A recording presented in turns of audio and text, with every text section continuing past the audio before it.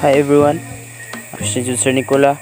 Now we discuss the what crime is and distinction between deviant behavior and criminal behavior. Introduction. A crime is thus an act in violation of a criminal law for which a punishment is prescribed. The person committing it must have intended to do so and must have done without legally acceptable defense or justification. What is crime? So, makadungog tanang word nga crime, no? So, daghang klase-klase mo kung sa itong na kay crime, which means krimen in Tagalog. So, a crime is a deliberate act that causes physical or psychological harm, damage to, or loss of property and is against the law. There are lots of different types of crime, and nearly everyone will experience a crime at some point in their lives. A crime affects people from all backgrounds, location, and age. There are various types of crimes such as personal crimes, property crimes, victimist crimes, white-collar crimes, juvenile delinquency, cybercrime, violation of public safety, and etc.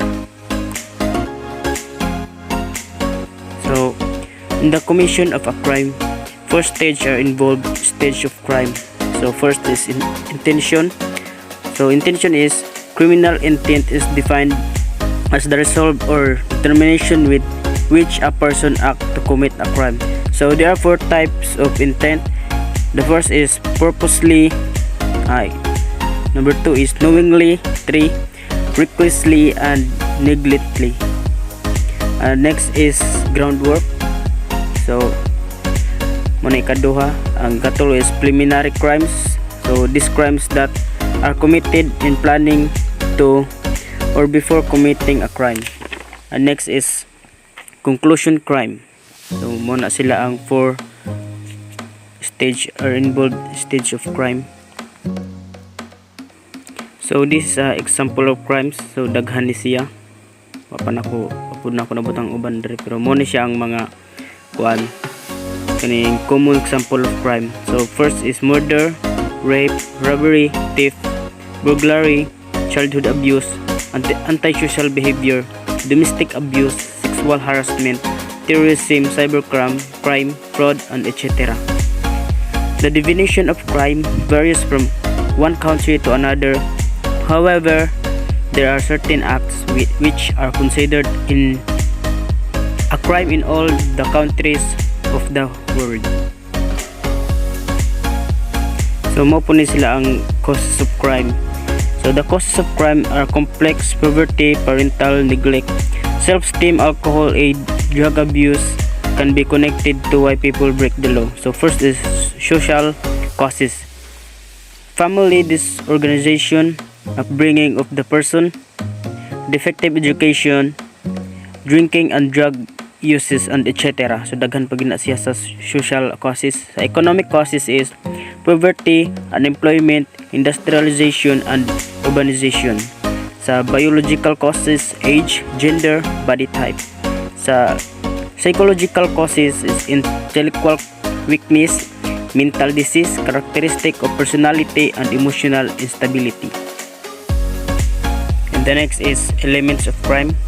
First is individual. An individual is the most important elements of the crime who intends to and is ready for commission of the crime.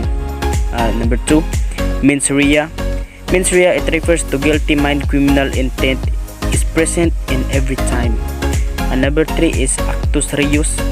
It implies guilty act. Crime is often supported by a criminal act. And number 4 is injury. It is often accompanied by an injury or harm which can be mental, physical, or material. So, definition of deviance. Deviance is norm-breaking behavior. Sociologists argue that deviance is context-dependent. What is deviant depends on the situation you are in, such as country and historical period.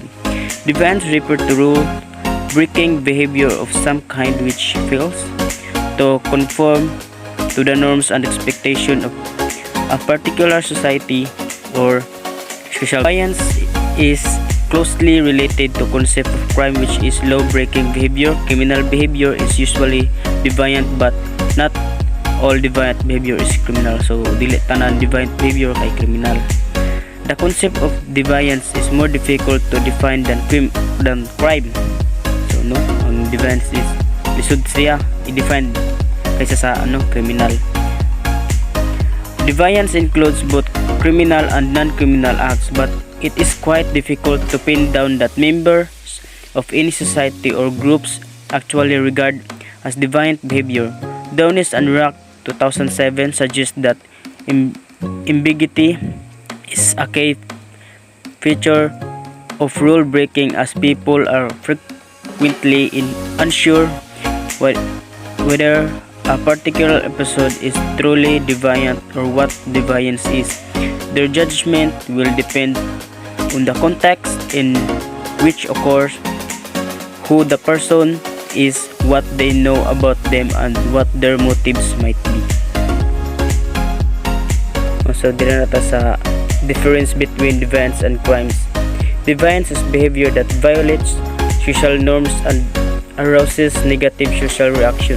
Some behavior is considered so harmful that government enact within laws that ban the behavior. So sa crime is behavior that violates these laws and is obviously an important type of deviance that concern many Americans. So to.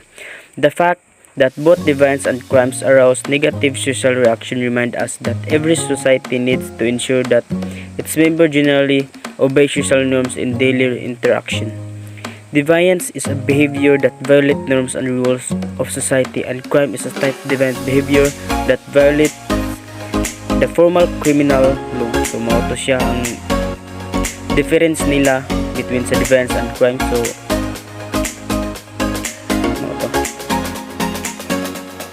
Conclusion: deviance is behavior that violates social norms and arouses negative social reaction. Crime is behavior that is considered so serious that it violates formal laws prohibiting such behavior. Social control refers to ways in which society tries to prevent sanction behavior and violate. So thank you for listening, everyone, and I'm Christian Johnson Nicola, BS Criminology. Thank you for watching. God bless all. Keep safe.